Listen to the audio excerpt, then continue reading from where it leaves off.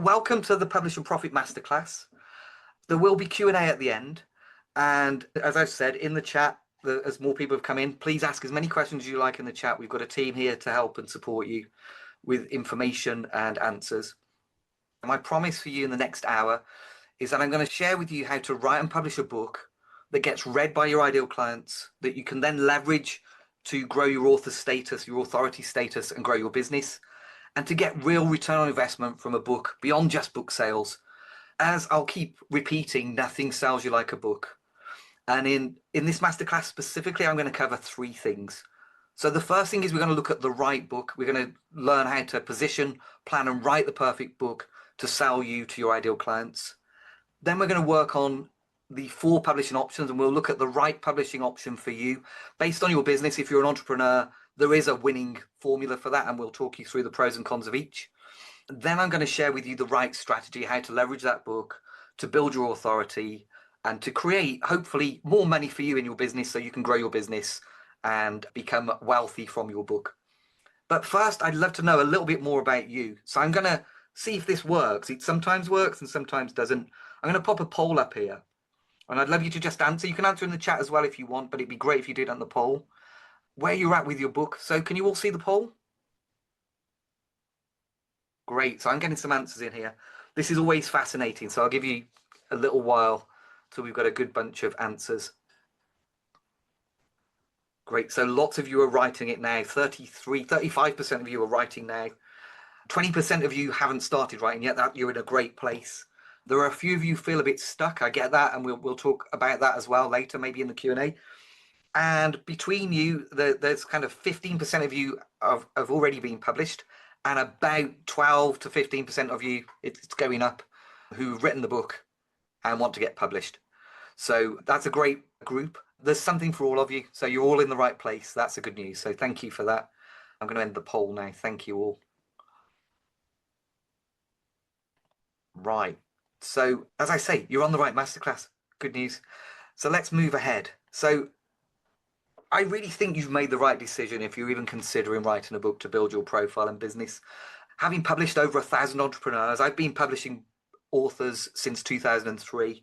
Becoming an author has been one of the best things I've seen for our clients to build their authority and build their business. And so I'm going to run through just 3 reasons why being an author is so good for business. And so the first one is authority. And this is something I'll talk about Adam a little later. This is something Adam says all the time. You can't spell authority without the word author. And I just ask you to think, who do we quote, look for ideas and inspiration, and celebrate in business? They may be doing other amazing things, but they're almost certainly also an author. And so this is around authority. This is about your personal brand, your influence, and having more people drawn to you, your ideas and your business. And what you'll find, and some of you have already published, and I'm sure you're experiencing this, writing and publishing a book makes you exceptional. There are lots of other experts and service providers, but being the author, being the authority, helps you to stand out amongst the others that are in your space. The second really good reason for writing and publishing a book is the opportunities that it unlocks. So we ran the numbers, and on Stephen Bartlett's Diary of a CEO, we asked how many of them, we wanted to figure out how many of those guests were authors, and the answer was 78%. So 78% of people that get on the big podcast with multiple millions of viewers, such as Diary of a CEO, over 3/4 of them are authors.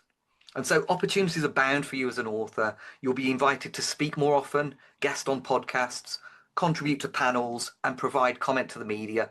Those platforms really want to be able to quote authors because they see the value in an author being an authority.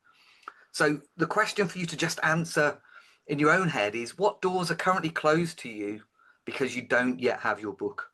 So just think about that. What could you be doing once you've got the book that you're not currently doing? And then the third really strong one is credibility. And so I've got a question for you. If you were to think about 2 equally capable experts that you knew equally well, and one of them had written, and you like equally well, one of them had written the book on the subject and the other one hadn't, who are you more likely to want to work with?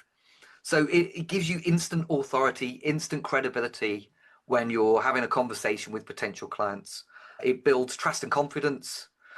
And if you want to feel like the smartest person in the room, being able to say you're the author on that subject really goes a long way to building your confidence when you're having those conversations.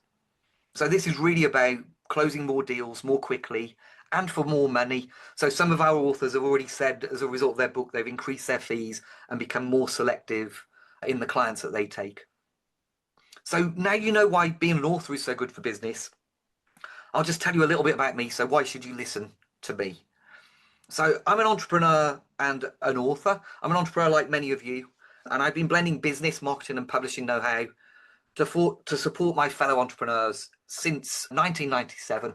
And so I founded a marketing agency at the age of 19 in 1997, and I grew it quite quickly to a 12-person team.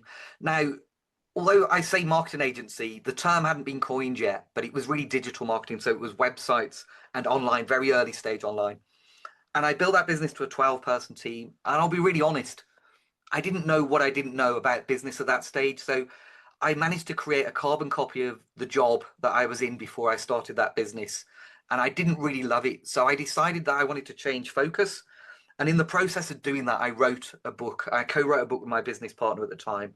And we started to just share our marketing methodology with our clients in a training environment. Now, as I said, I didn't know what I didn't know about business back then, but I also didn't know what I didn't know about publishing. And having a background in copywriting and design, I thought I can self-publish. I'll do my own book. And this was kind of around 2003. So after about 6 years. And so what I decided to do was self-publish a book. And the first mistake I made once we'd written the book was getting the wrong title. So I called that book The Gorillas Want Bananas.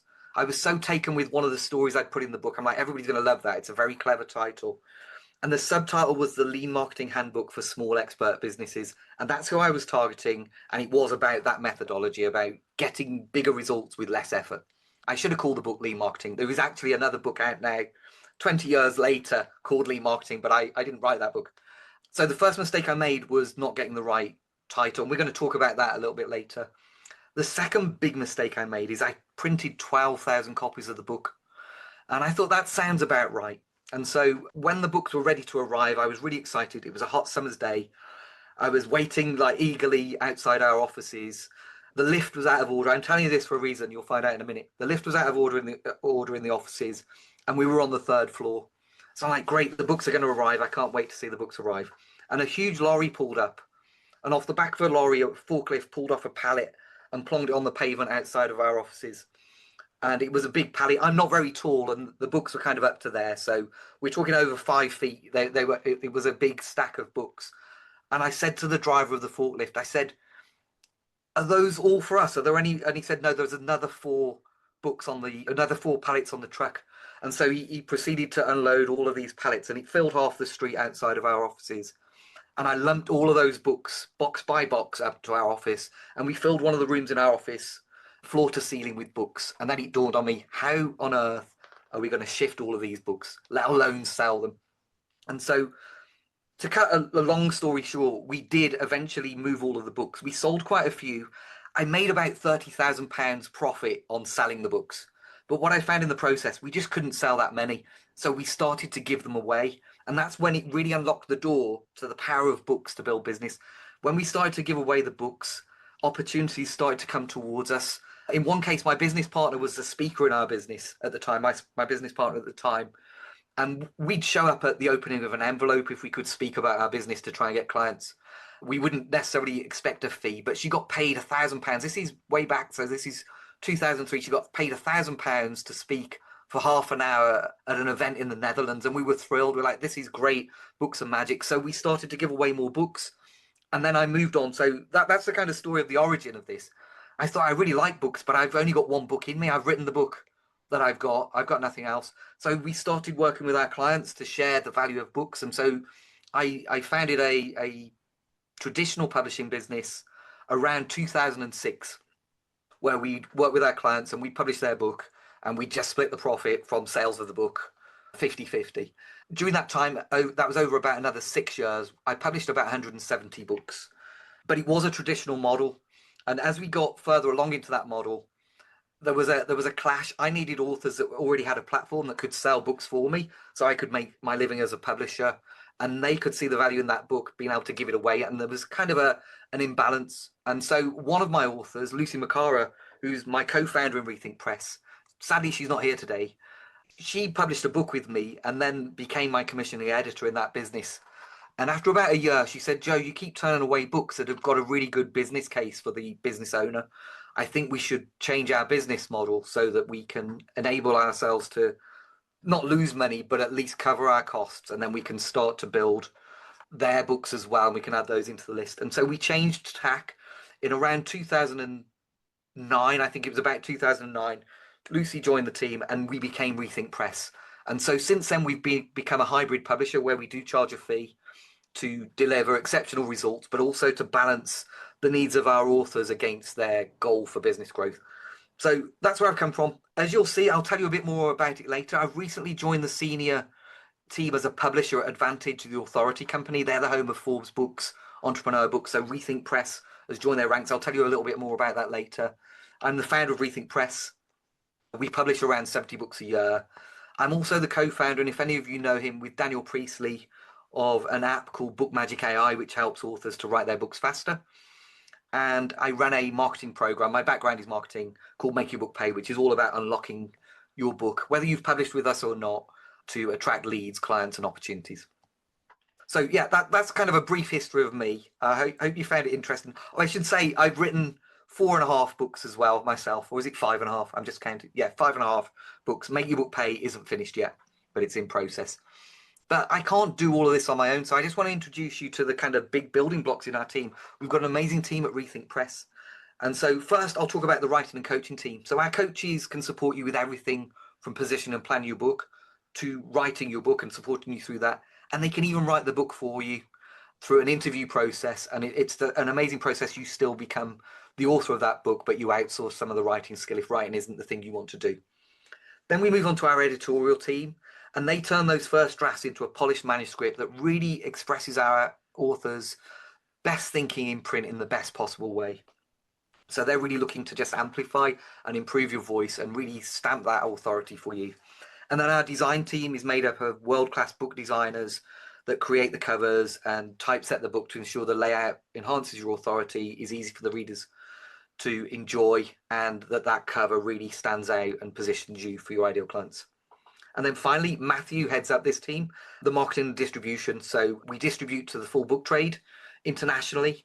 We also offer pre-launch, launch, provided by Sophie. I don't think Sophie's on the call, support and ongoing marketing support. So every 2 weeks there's a masterclass for our authors with me or Sophie on how to leverage your book and to build your business with your book. Finally, we also, in the distribution team, we take our authors' books to Frankfurt and London Book Fair every year, and we do quite well with foreign language rights and subsidiary rights for our authors' books.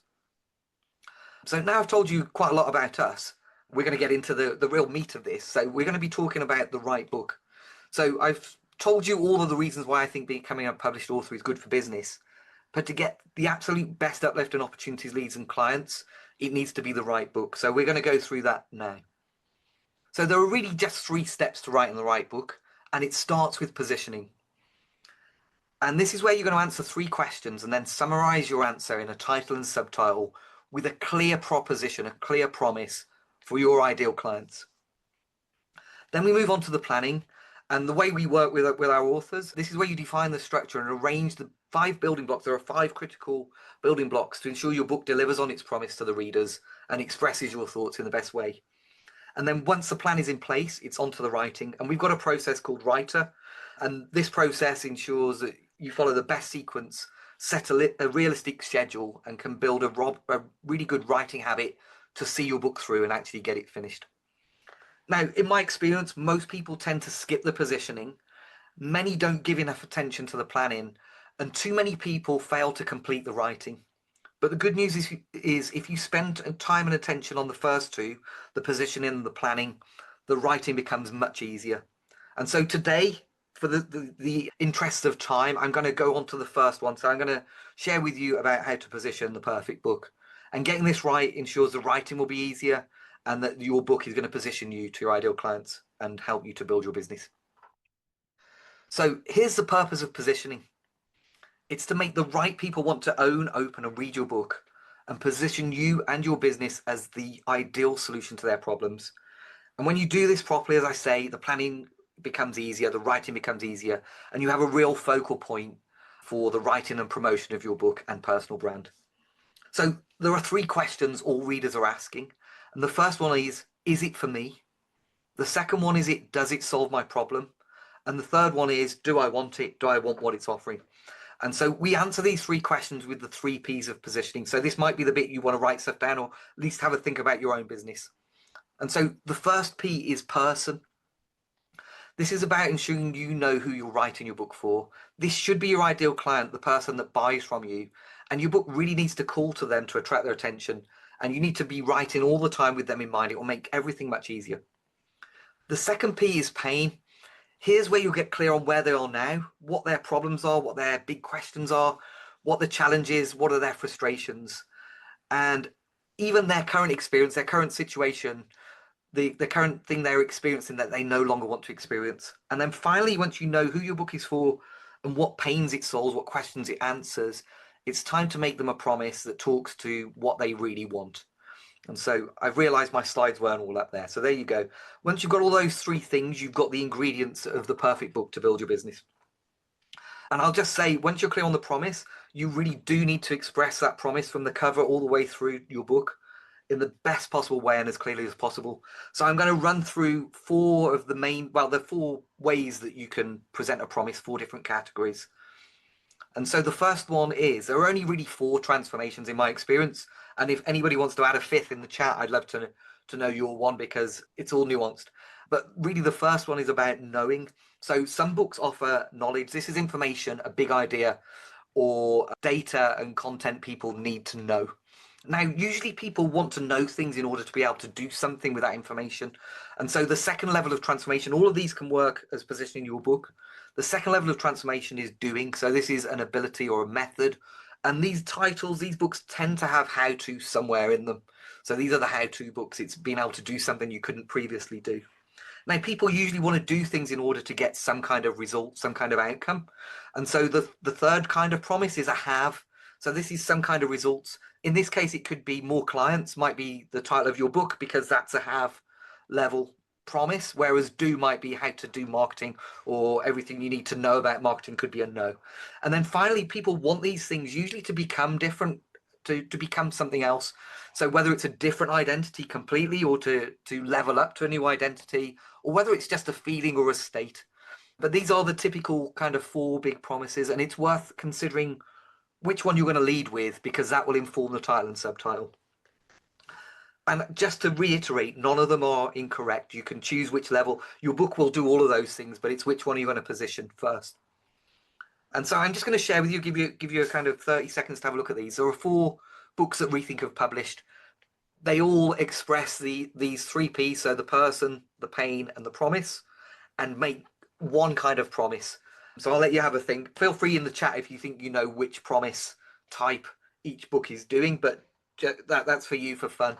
I'll just let you have a look at those.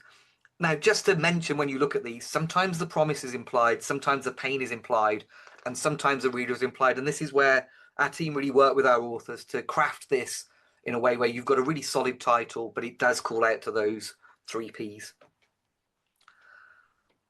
So fantastic.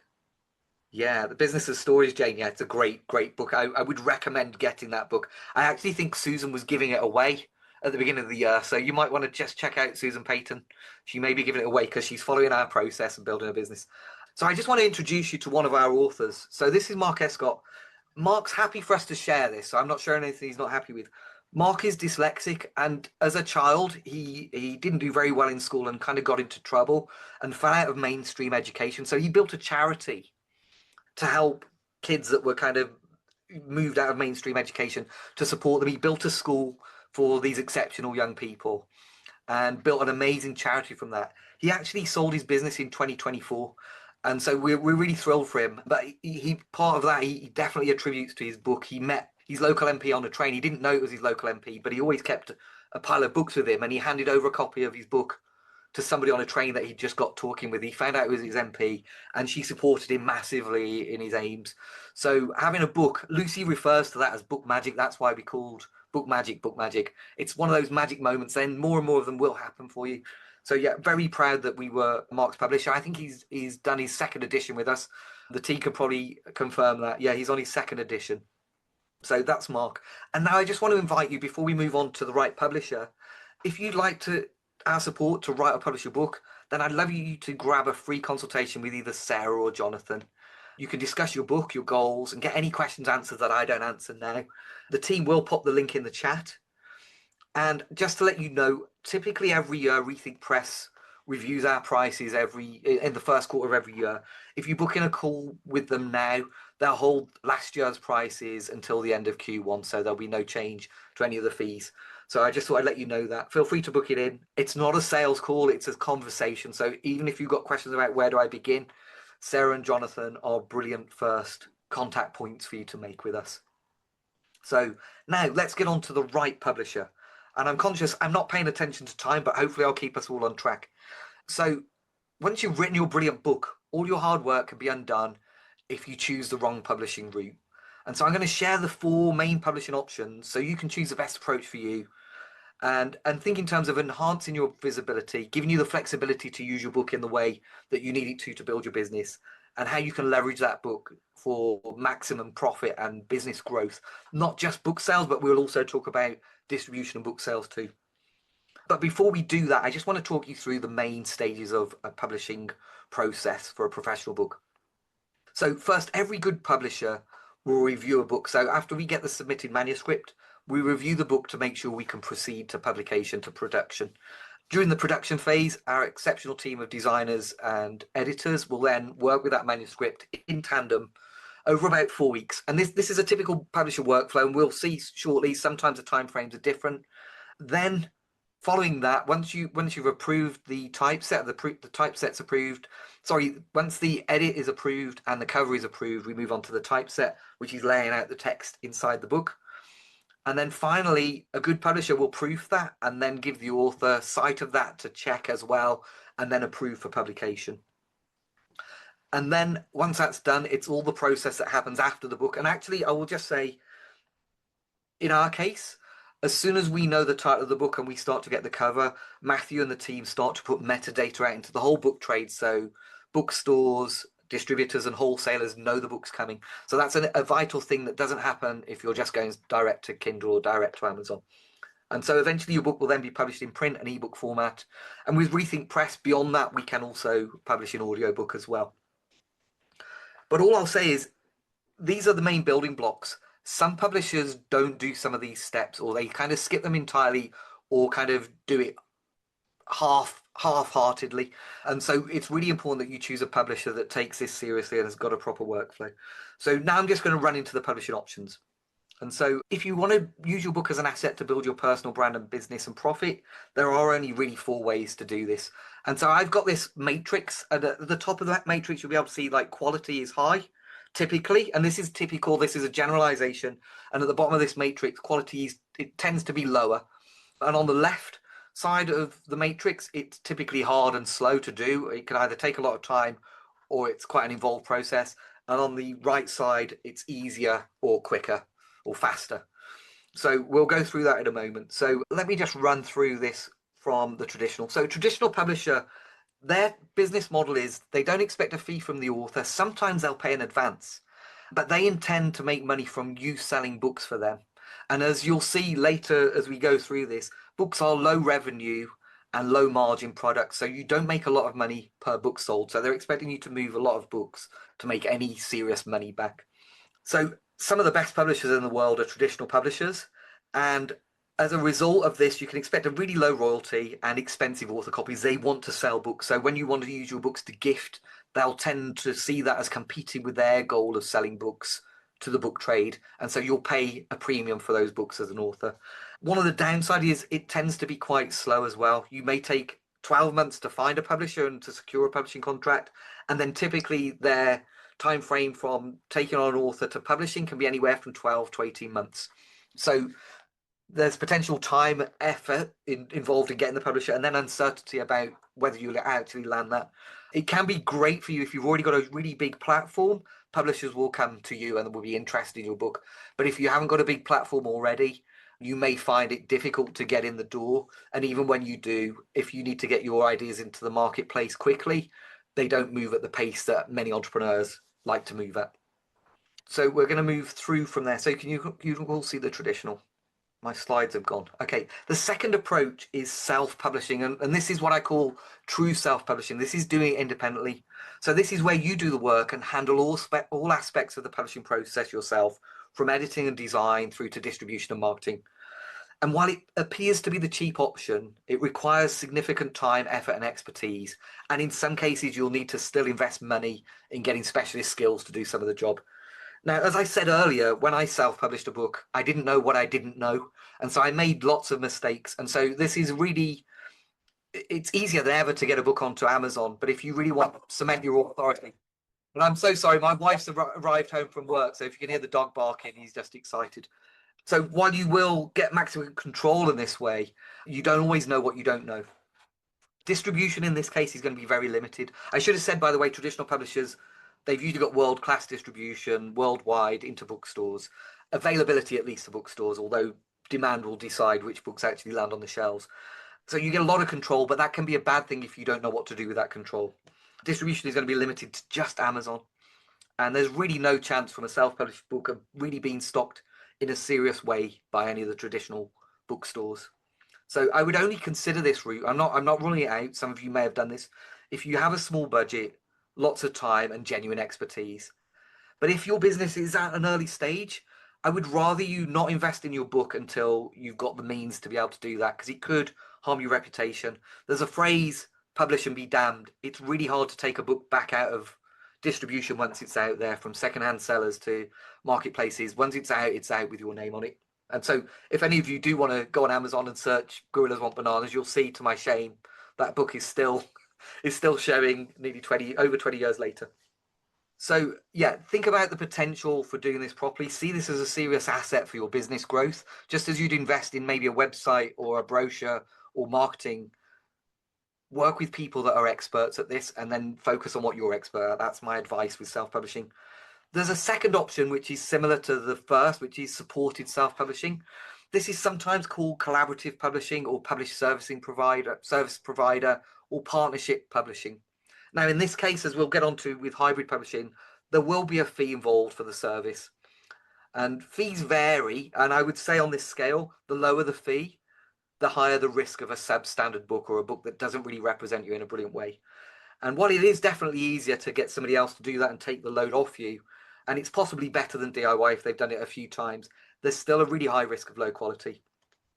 Now, in some cases, and I'll hold my hand up, this is where I was at when I started my first publishing business, the owner and the founder is doing everything themselves, or they're sending the work out of house to cheap kind of people that say they can do editing, proofreading and design, but they're not really in the book trade doing that day in, day out. And sometimes they just skip steps like proofreading or editing entirely.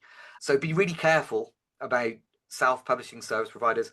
There is one other thing that some self-publishing service providers do that's a real clue. If they say you keep all the royalties, that means they're not doing distribution. They're expecting you to distribute to Amazon. They may hand over the files, but it's not a true publishing business. It's a publishing service provision for authors. So that's usually a giveaway that they're not really a hybrid publisher, because they're not actually acting as your publisher. They're just doing the work of production. So again, only consider this if you have a small budget, are happy with limited distribution, and you completely trust the service provider has genuine expertise. And then finally, and you know what I'm setting you up for, this is my favorite, this is the model Rethink Press operates on, hybrid publishing. And again, this can be confusing because some hybrid publishers also call themselves publishing partnerships or collaborative publishing. But a true hybrid publisher will be combining the best elements of traditional publishing with self-publishing. So that means while the author does pay, they will get more control than with a traditional contract over the process and their intellectual property. In our case with Rethink Press, maintaining full copyright in all of their intellectual property so they can use it to build courses or any other programs. And you should expect to be paid higher royalties And a really crucial thing, and we're going to talk about this later in the right strategy, lower priced author copies. They should be basing the author copy price on the cost of the book, not the price of the book, so not the cover price. That will enable you then to use those books as a low cost lead generation, business building asset. That won't happen with a traditional publisher. It's also typically easier and faster than traditional publishing. There's no delay pitching your book, and you're the publisher's client, so they really ultimately work for you rather than you working for them. With a traditional publisher, it's very much they've given you a contract to do some work for them, to deliver a product for them, and then sell that product for them. When you work with a hybrid publisher, they're working on your behalf. So that's something else to think. Now, good hybrid publishers will have professional production standards with experts in book production, wider distribution, and sales and marketing support. Now, I say wider distribution. Penguin are still going to be world class at distribution. Rethink Press, we've got great UK, Europe distribution. We work with Macmillan, and we do have reps representing our authors' books to the bookstores. As I'll tell you later, we're looking to expand our US distribution, which is still good on the ground, even further with a recent partnership that's formed in the last few months.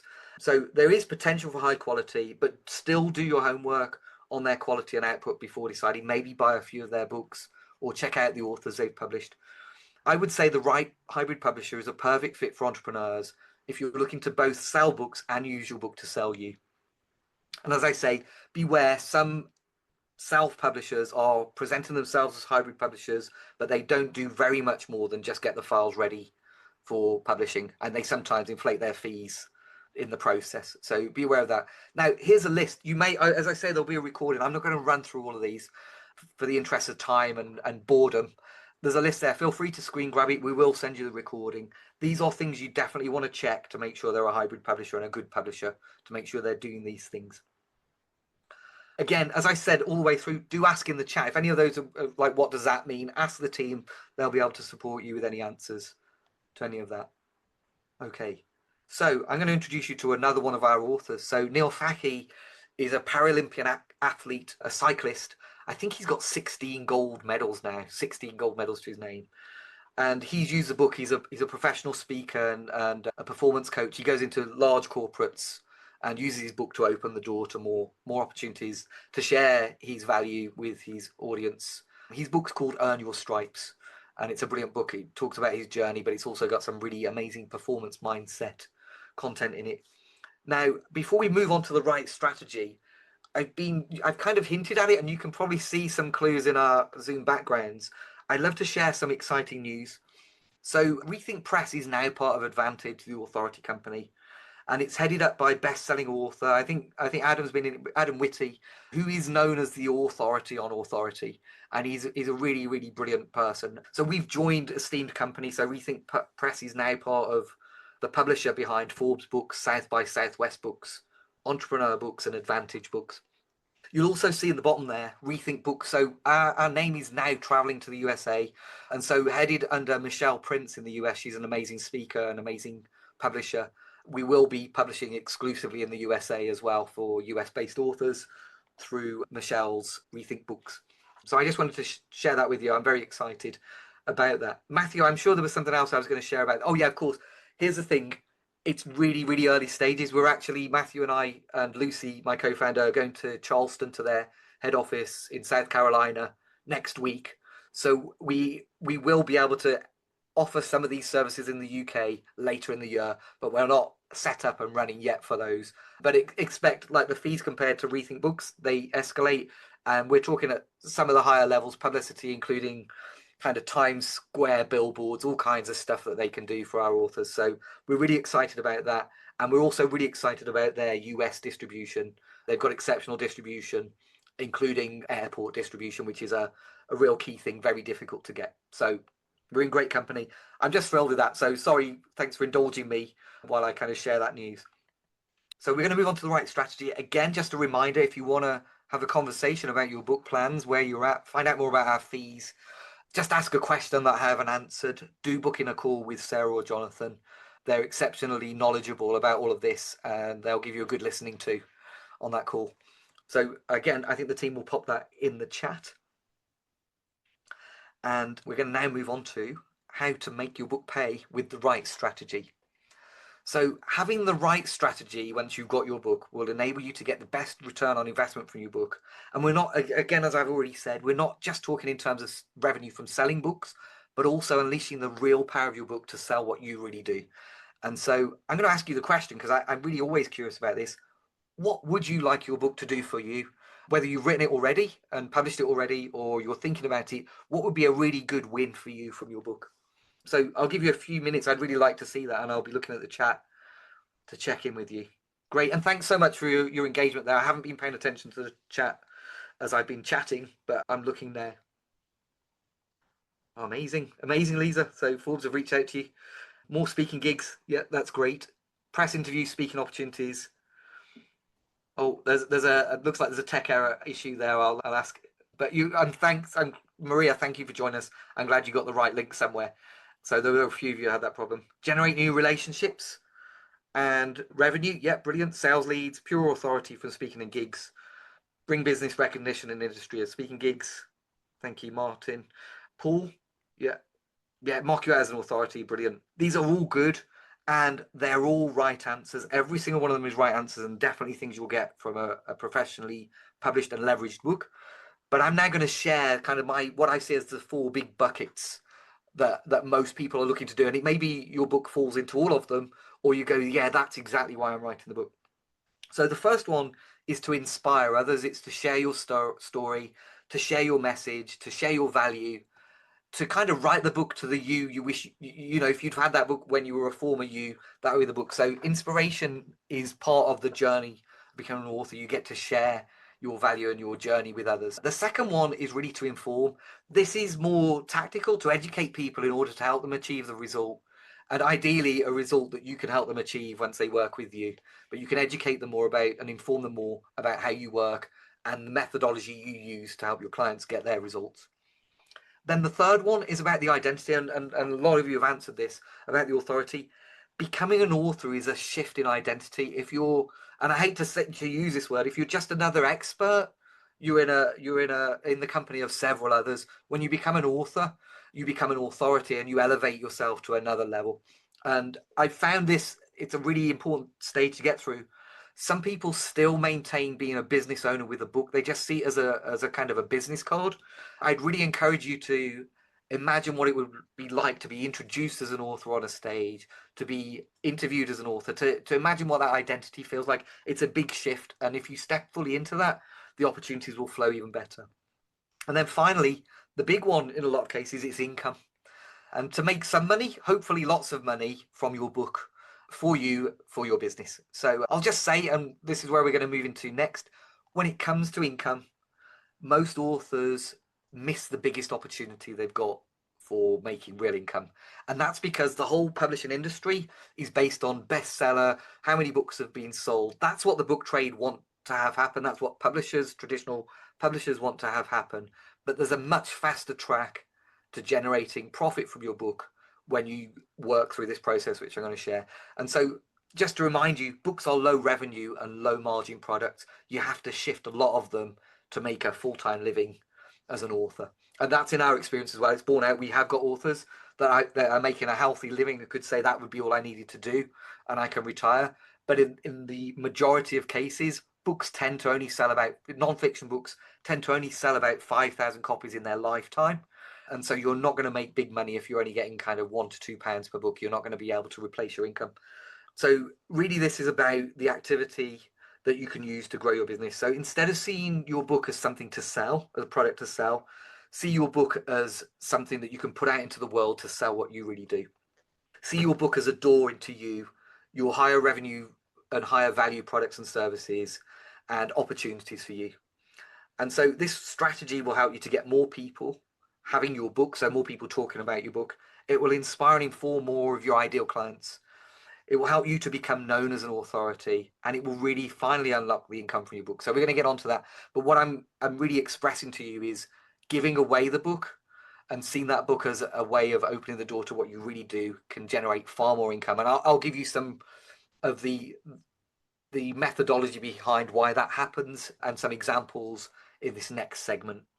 So if any of you are just thinking, I don't want to give away my book, I want to sell it, it's a product, I'd just love to share this quote from Gabriella. Now, as you can see, that's what a pallet of books looks like. So I had 5 of those outside my offices. They may have been bigger than that. I've not met Gabriella in person. She's based in Australia, but she might be quite a lot taller than me. But that's kind of what we're looking at. Now, I will say there's a caveat on this. I'm not going to make a guarantee that if you give away a book, you'll sell too. But what I will say is the more people that have your book and are talking about your book, it also reinforces sales of your book. People buy what other people are buying. People want to read what other people are reading. So getting your book into people's hands will also reinforce book sales as well. So now I'm going to run through the 3 main stages of making your book pay, how the strategy works to really leverage your book to achieve all of the outcomes that you might want from your book. And so to maximize your book's ability to sell you, you need to focus on these 3 things. And so the first one is status. Now, I believe you only benefit from being an author if people know you're an author. So this is all about visibility as an author, showing up as an author, putting signals out into the marketplace and amongst your audience that you're an author, you're becoming an author, you've become an author. Now, this benefit is amplified when other people are sharing your author status. It's one thing for you to show up and tell people you're an author and an authority, but if other people are quoting you, sharing your ideas, sharing your book, that amplifies that authority, that halo of authority even further. And so that's the second stage. It's about working through others, scaling your reach through partnerships. And then finally, this is about the making money piece. To maximize, you really want to be able to use your book to sell products and high value services that will then, as I say, it will create a perfect circle of leading to more book sales for you. So these are the foundational stages, and there are 3 specific steps in each. And today I'm just going to focus on sales. But first, a question needs to be answered. So get ready in the chat. How much do you think a book is worth? All answers are going to be right. I'd just love to hear from you how you're thinking. So feel free. Priceless. Great, Lisa. I love that. And I hope I'm saying your name properly. Is it Liza or Lisa? Good. 500K. I like that, Murto. That's a very specific number. Yeah. 5. I can't read all the zeros there. Loads. That's million. I think that's a million. 50 new clients a year. That's a great way of looking at it, Joseph. Yeah. Liza, like Doolittle. Thank you for that, Liza. For me, a book is worth the life it saves. Wow, Masafi, that's a really big thing. The impact that you can make as an author is a really important thing as well. Yeah, my time.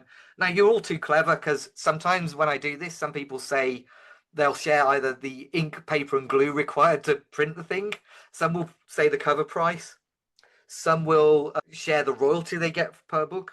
But that's not the best answer, and you're all absolutely onto the right track. Your book's true value, and we're going to go into this. I'll show you how you can calculate this and estimate this. Your true book's value can be defined by a single number that I call return per book. And this number, when you apply the right strategy and position the right product, is often many, many multiples of the cover price of the book. And so knowing this number when it comes to giving away your book and using your book will give you the confidence to do that and to use it to build your business. And so we're going to get into that now. And I call this, we're going to work through the success numbers. So let's say we've got a business goal. It could be for a campaign. It could be for the whole business. It could just be for one product line of £100,000 in revenue. So we always work backwards when we're figuring this out. How are you going to deploy your book? And so first, so let's say it's £100,000 of revenue in the next 12 months. So first, you need to know how many products at the price point of your product you'd need to sell to make this number. And so in this case, there's a £4,000 product, maybe a coaching product, and you'd need to sell 25 of those to get £100,000 in revenue. And then the next stage is how many people would need to have seen you pitch or talk about your coaching product or your product in order for you to have that many people buy it. And so we work on a conversion rate. So let's work backwards again. We call this pitches. It could be 1 to many. It could be 1 to 1. It could be consultations. Depends on your business.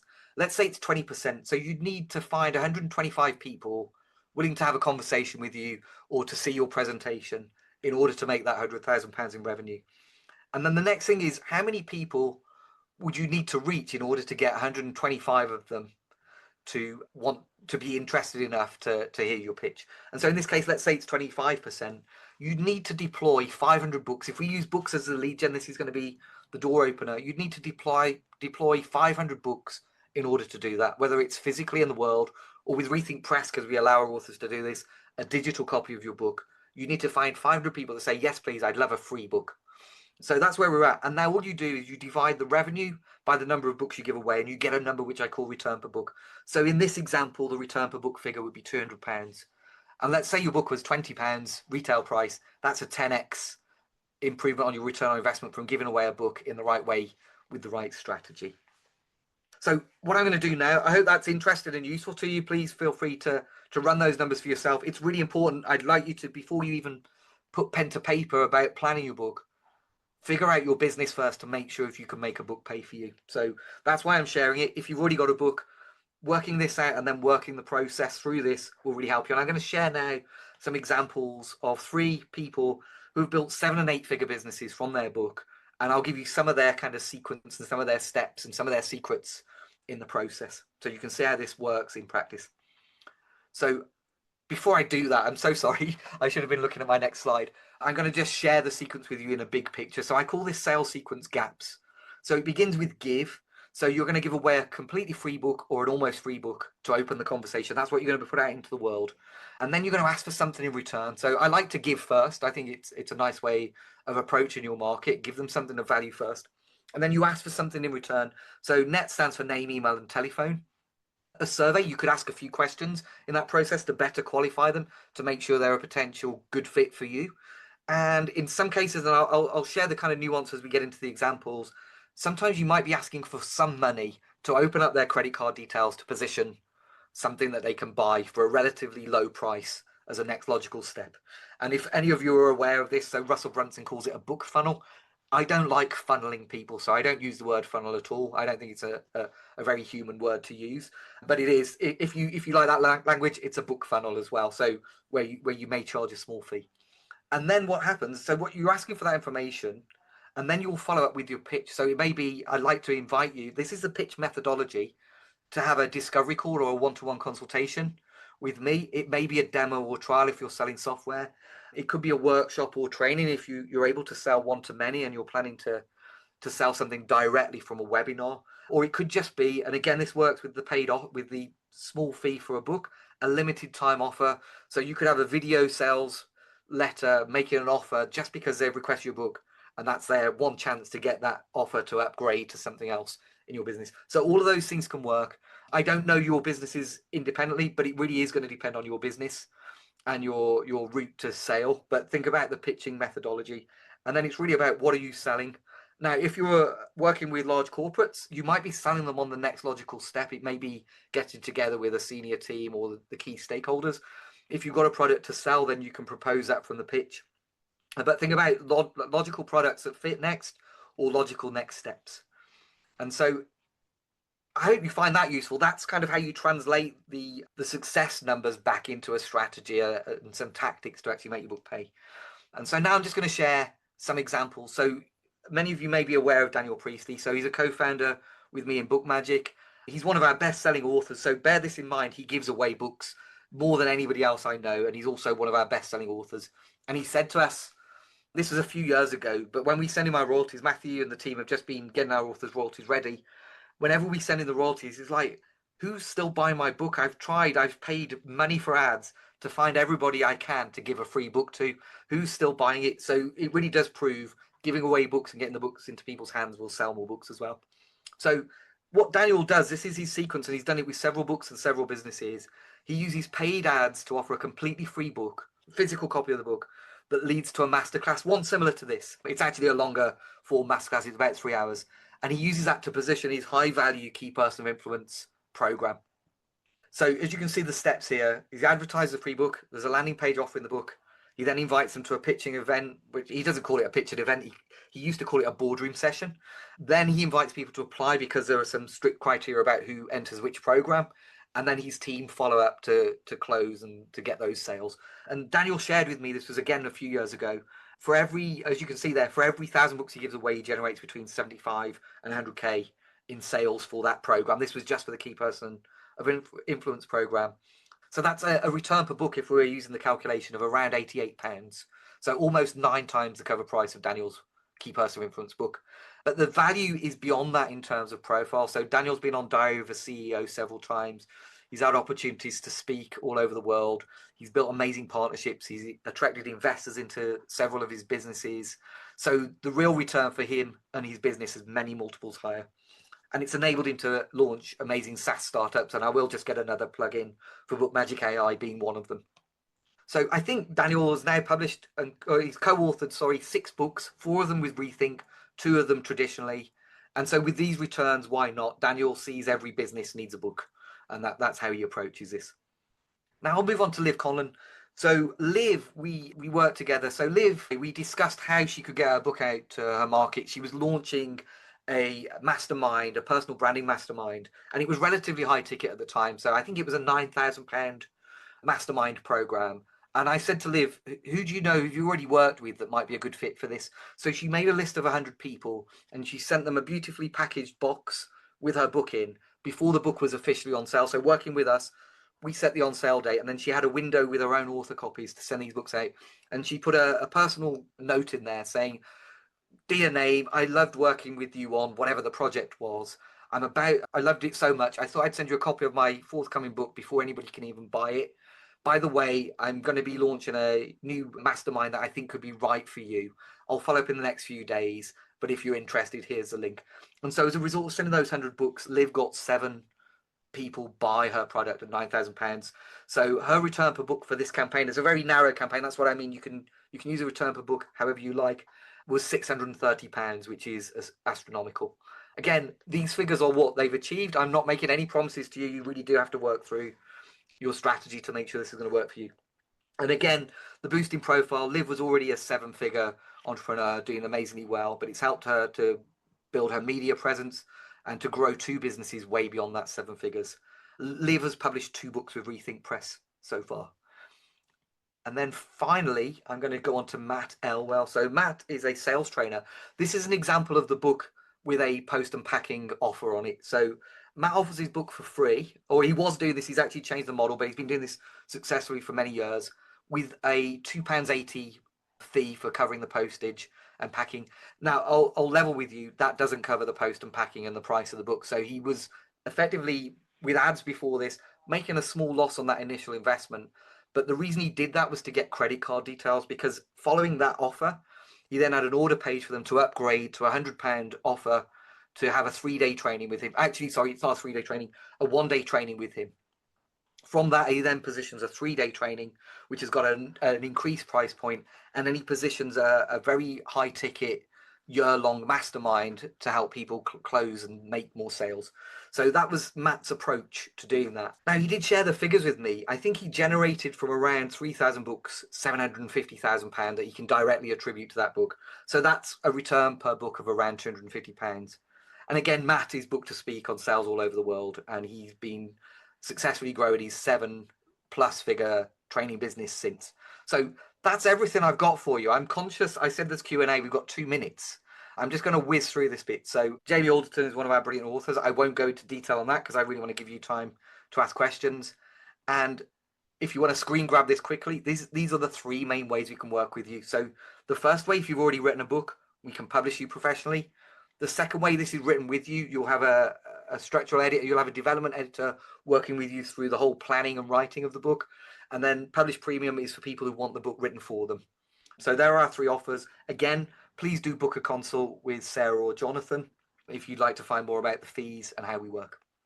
So now it's over to Q&A. I'm going to stop sharing my screen so I can see all of your faces better. Here we go. So can you all see me again now? Am I back in the room? Great. Thank you, everybody, for your time and attention. Do we have any questions? Either raise a digital hand, or any of my team, if you want to raise any questions that weren't answered in the chat, that would be fab.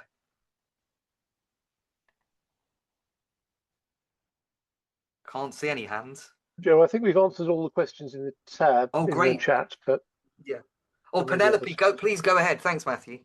You don't have any prices? Yes. Would you like to know more of kind of the range of pricing? Yeah. Yes, so please. If you wanted to have a book plan intensive with our team, it starts around £1,500. And having your book written for you and published by us is around £24,000, and then everywhere in between. But I'd really like you to have a conversation with Sarah or Jonathan, because there are pieces to that puzzle, and it will depend on where you're at with your book to do that. So have a conversation with them. As I say, And Sarah's here, so I'll be putting you on the spot if I said this. It's a consultation, so we really want to find out where you're at. We won't. There's no hard sell. There's no pressure.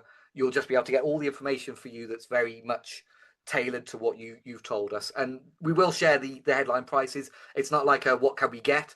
There are headline prices, but I don't want to get into the detail until we know the extent of your book, etc., because there are some things that will increase that baseline price slightly or reduce it. So I hope that's helpful, Penelope. Lovely. Thank you for your question. It's a good question. Any other questions? Oh, there's some hands. Liza, please go ahead. Thank you for your engagement. And then Emma, thank you. Thanks, Joe. Great to meet you. Great to see so many people on the call. I'm a huge fan of Daniel. I met him at MVU in Amsterdam this year. And yes, I have my signed copy of this. Brilliant. And There you go. And I have my first book that I did. So I'm on my second book. I've just finished it. It's in draft form. It's called Buy a Village: How to Build Community in the Modern Age. And the thing that I want to do kind of next is work on sponsorship. Yeah. Because I know that there's going to be a lot of interest in the book. And I had sponsorship for my last book. Daniel talks about sponsorship. So I kind of want to get an understanding of where does that come into play in the process? Because for me personally, I've got so many other business things that are using up cash. The sponsorship's going to be a really key piece. It's a critical part. So I'll tell you about an author. This was actually an author before Rethink Press, Sue Stockdale. She wrote a book about successful female entrepreneurs, and we decided to do this. And I don't know how much. I mean, Matthew will be cringing here because it's not what's done in a normal book, but we can still do it. She decided to sell 4 pages of ads at the back of the book, and she got big financial institutions to pledge. Yeah, I'd love an ad in your book. It's perfect for our target demographic. They knew Sue's profile would do that. So she sold just 4 pages at the end of the book with ads for people that, thank you, like supporters of my book. So she did it that way, and I think she generated, this is a long time back, we're probably talking 2007 or 8. She generated £12,000, which at the time, that would more than cover that. I would probably say, like, you still want to claim ownership of your book, and it's a real risk putting it out into the world. So I'd say there's kind of a chicken and egg. I would go out to your marketplace, whatever kind of fundraising website you want to use. I haven't got a specific favorite. There was one that people use specifically for books, but I think there was a bit of a drama there. I think they had some issues. So I can't remember what that was called. So I would go out to the market and say, this is what I'm doing. This is my mission. Again, go back to the pain, the person, and the promise. Who am I writing this book for? What are the big problems that we're going to solve with this? And what's the promise? And then specifically for sponsors, what's the promise for them? What does it look like? So it might be a Kickstarter kind of style campaign where you, like, if you pledge to support this book, I'll send you 100 copies, or I'll do a keynote to your audience for free. Whatever the thing is, I would consider just putting a package together and think how you sell the sponsorship. I don't know if that's helpful. It's not. I haven't gone into lots of depth, but no, it is helpful. Doable. Just thinking about the what can I give a sponsor that's going to be valuable. So that's super helpful. Thank you. Super. Thank you so much. Thanks. There are some more hands up. Emma, you were next. So thank you, Liza, for your question. Yeah, I don't want to be a downer on it, but I downloaded the Book Magic app and I started doing a few bits and pieces. And it wasn't really, I mean, I've done. Oh, sorry, Emma, I can't hear you. Sorry, you broke up a little bit then. Oh, can you hear me now? I can, yeah. Yeah. And so I'd done a bit of work, but timing, I hadn't really planned properly. So the timing meant that I had to come out of the app, and about a month later I then did another meeting and I felt compelled to start again, but I'd lost all the work on the app. Have you emailed info@bookmagic.ai? Yeah, I have, and unfortunately they couldn't get it back for you. Yeah, so now it's made me a bit nervous. I mean, I've also had a meeting with you guys and been told some prices on publishing and whatever, so I know that the timing needs to be, pretty perfect. Yeah. But I do want to sort of play around, look at ideas with the app as well. So I'm scared now to download the app again and then lose a load of work down the line. Mean, that's a really rare thing. So Jonathan Farrar, the CTO of Book Magic, has been like meticulous in looking after people's data. So I'm so sorry that happened to you. Right. More things have been put in place now. So I don't know when you first did that. You can pause your subscription, so you're not necessarily paying it. And I understand this. Like, this is the journey of entrepreneurs and people building things. Life Yeah. and business gets in the way sometimes of your ambition to Children. write a Yeah. book. Yeah, And absolutely. so it's a common thing that happens. But yeah, I mean, try emailing the team again, unless they've said absolutely we've lost it. They are. Yeah, I mean, I don't mind starting again as long as there are other things now put in place that I won't lose it again, because that would break my heart to go start through it again. So if And, you guarantee me that's fine. and I would say that there's an offer coming up. So whenever there's a masterclass, they do an offer. And I say I'm part of the team, but I'm the CMO. I'm not really delivering any of that. Ask them, say, Joe said there's an offer that will be coming up. Can you send me the offer? And you can get that for 50%. Nobody else tell that I said that. If you all email them, I'll get in trouble. Yeah, there's a way of doing that. So yeah, I mean, they offered me that before as well, but I was reluctant because I didn't want to lose the work, so I'll do it this time. Yeah, bless you. I'm so sorry that happened. Thank you so all right. much, Emma. Thank you. Cheers. I don't know whose hand was up next. Nigel, I think. I'm just going to go from left to right, if that's okay. I'm sorry if I've skipped someone. Nigel, thank you. Hi, Thanks for your question. Hi, can you hear me? I can, yes. Oh, my screen's frozen. I could. Oh gosh, are you there still? Sorry. I'm here, Nigel. Can you hear me? Perfect. Yes, I can. So I feel like I've got a sort of secret sauce idea that, to me sounds brilliant. I really need to be either kind of backed or put out of my misery. So I even left my job actually to kind of concentrate on the book.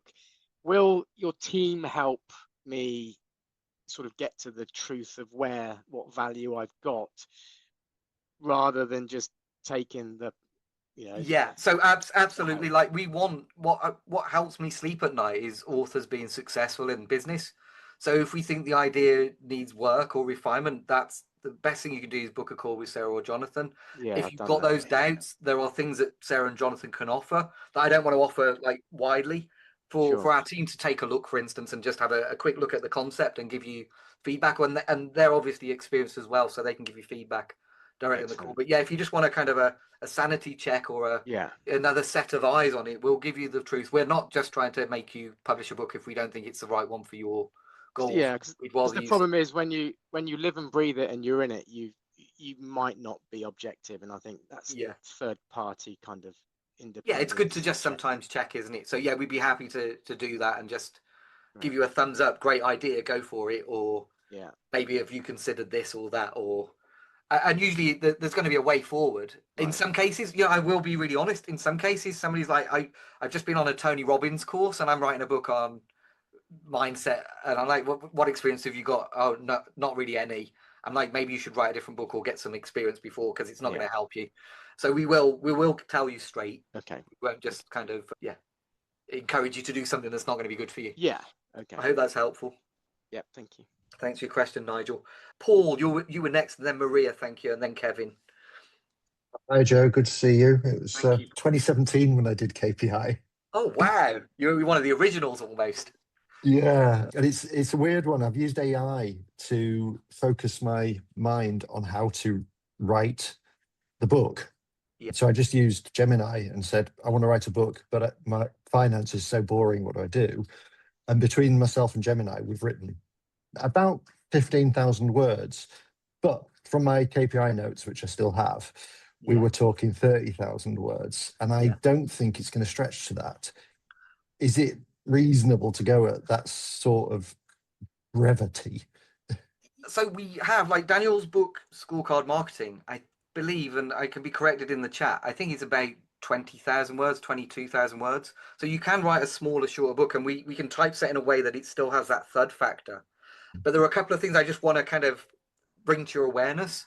So first of all, we've written books on, finance is not boring for your ideal clients. So I just want to say that it won't be boring to your ideal clients what you've got to say on finance. We've written books, published books on commercial dishwashers that have been an absolute success for the author and their audience. So really, finance is a great topic, and we do quite well at book fairs with books on finance if there's a specific angle. So that's my first thing for awareness. The second one is about writing the book with AI. So if you've used it to assist, that's great. If you've used it to actually do the writing work, and Book Magic AI, although I've mentioned it, doesn't write the book for you. just be aware, Rethink Press has got an AI policy currently in place. The world will change, and I imagine that our policy may have to change with it, that we can't publish a book that's been written by AI. So the fact you're at 15,000 words, it may just need a human, then it becomes AI assisted rather than AI generated. That's the distinction. Yeah, it's more that I've given AI a sort of a brief and said, how do I make this interesting? How do I fit with my system? Yeah. I've got it to ask me questions and tease out old case studies and things. Oh, great. It's given me bullet points. I've then written that chapter. Perfect, brilliant. That's great. That's AI assisted. That's as far as like we use Amazon as our kind of default position. They ask the question when you publish, if you self-publish, and when we publish through the enterprise level, has the book been generated by AI? And they give a very clear definition that falls into the assisted. And Matthew, thumbs up or thumbs down if you think I'm wrong on that. Or Matthew might do that because he's going to be more cautious and make sure we look after. Yes, but yeah, it sounds brilliant. It's very important that the writing is done by a person. You might get AI to help tidy up the language that you've written. You might get AI to ask to give you prompts for you to write answers to, but it's very important that the writing is done by a person.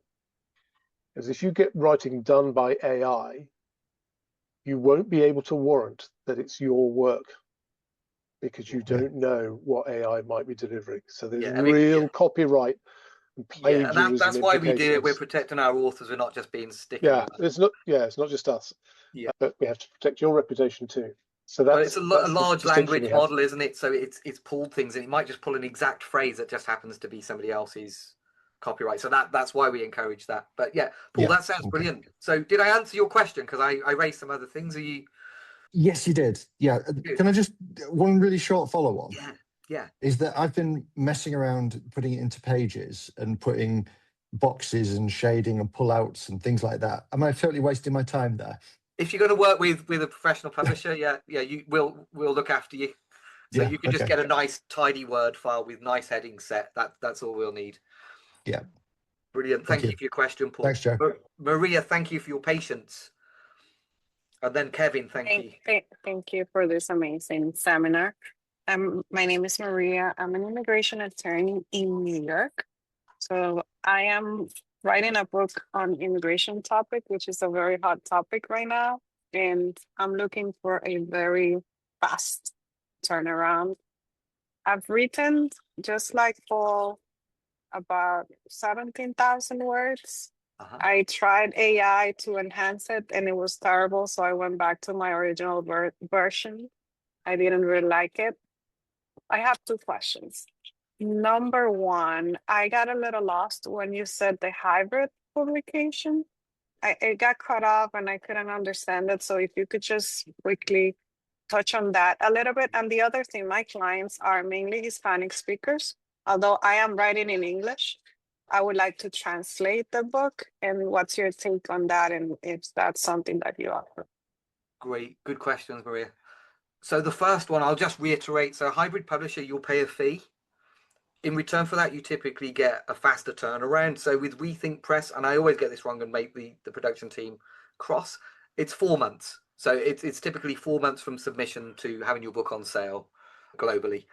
And so most hybrid publishers will have a similar model. They may have different time frames, but that's typically the time frame you should expect. If it was a traditional publisher, it's more likely to be 12 to 18 months. And as you've said, this is a hot topic, so you probably want to get to market quickly. So that's the first thing. Hybrid is a good fit for that. The second question about translation into Spanish. So Rethink Press represents our books. And if you've got a really good, solid reason to have a book for Spanish-speaking audience, we'll be sending that book out to other publishers to say, we've got this book. It would be a great thing to translate. So you may want to do an English language version first, and then we'll represent rights on your behalf. We can't guarantee we'll land rights, but then you've got us on your side sending out directly and proactively to the book trade for you to find other publishers that may say, yeah, we'd love this. And Maria's book would be a perfect Spanish translation because of your access to the market and the intent of the book for that market.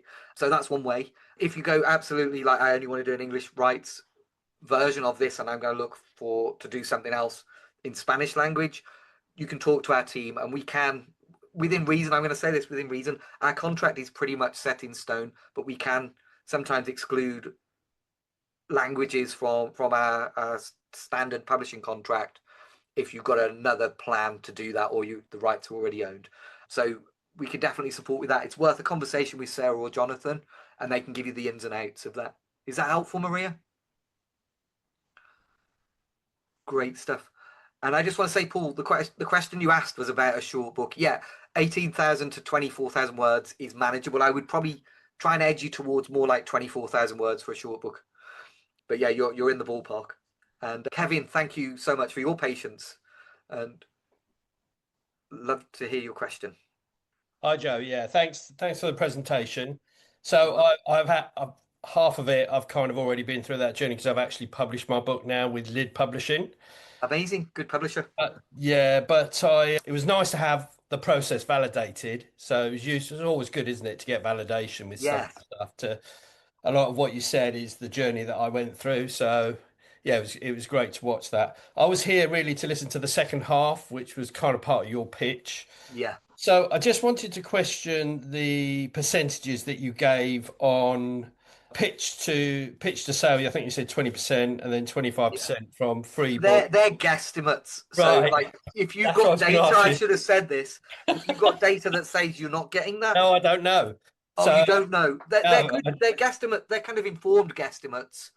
But I would probably, for instance, I know when we run a masterclass, we had almost 500 registered.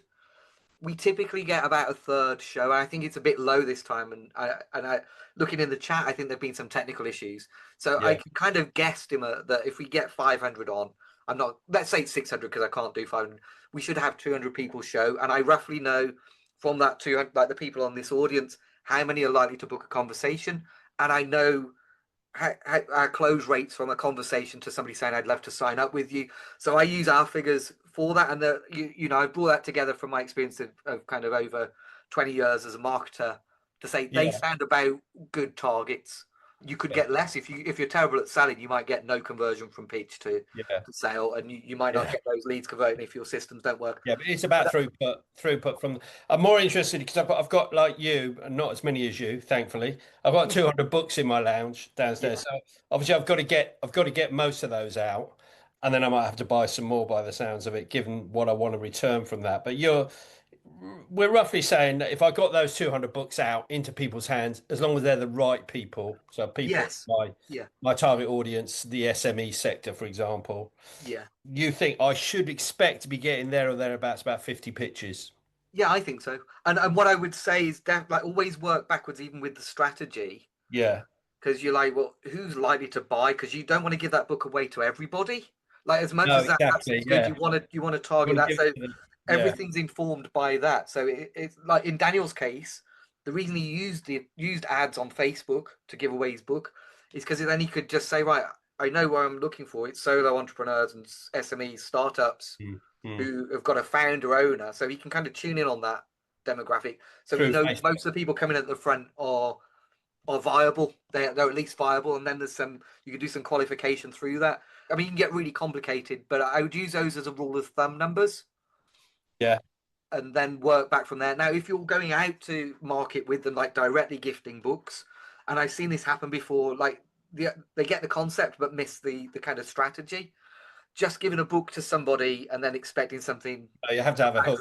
It's like you give them a book and then have a follow up to say, just checking you got the book that I posted. Get the email. Yeah. But I hope that helps. And if you want to, Lid are a really established and good hybrid publisher. And again, of course, I want you to work with us, and I think we're best in the world. But they're a good publisher. So when you do order more books, say Joe told me to order more books, I might get a commission. I will do. Yeah, that's brilliant. Thank you, Kevin. Great question. Really good. Thanks for that. Thank you. Any other questions? Adriana, I've just seen you on the call. I haven't seen you for ages. Hey, how you doing? Good to see you. Thank you for joining us. If we're all done, I'm gonna close here. I just really appreciate your attention and time, and thanks for bearing with me with my long story about how I got it all wrong. I really appreciate you. Remember, final just reminder: book a call with a team. They're very good. They're consultative. They're here to be of service. And I hope to be publishing some of you soon. Thanks, everyone. Goodbye.